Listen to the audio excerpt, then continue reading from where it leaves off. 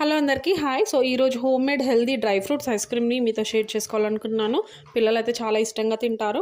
So దీంట్లోకి నేను almonds, cashew, మీకు కావాలనుకుంటే డేట్స్ కూడా యాడ్ చేసుకోవచ్చు. సో ఇందులో నేను ఆల్మండ్స్, క్యాష్యూ అండ్ ఇది వచ్చేసి డార్క్ చాక్లెట్ అనమాట. సో ఇలా పీసెస్ కట్ వేసుకోవాలి. నెక్స్ట్ కోకో పౌడర్ బయట అవైలబుల్గా దొరుకుతుంది మనకి. సో ఇలా వేసుకున్న తర్వాత దీంట్లోకి ఇప్పుడు మనం హాట్ బాయిల్డ్ మిల్క్ అనమాట, అంటే వేడి చేసుకున్న పాలు. సో వేడిగా ఉండాలి. సో ఇలా వేసుకొని దీన్ని ఒక 1 అవర్ పాటు మనం రెస్ట్ చేసుకోవాలి. మీకు కావాలంటే ఇంకా కొన్ని డ్రై ఫ్రూట్స్ వేరే ఆప్షనల్గా మీరు వేరే ఏవైనా కూడా యాడ్ చేసుకోవచ్చు. సో ఇలా మూత పెట్టి నేను ఒక 1 అవర్ తర్వాత రెస్ట్ చేస్తాను. 1 అవర్ తర్వాత వీటిని ఇప్పుడు ఒక మిక్సీ జార్లోకి ట్రాన్స్ఫర్ చేసుకోవాలన్నమాట.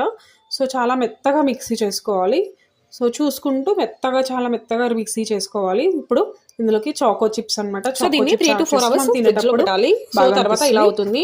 సో చాలా మంచి హెల్దీ రెసిపీ అనమాట. పిల్లలకి చాలా ఇష్టంతో తింటారు. సో మీరు కూడా తప్పకుండా ట్రై చేయండి. Thank you for watching.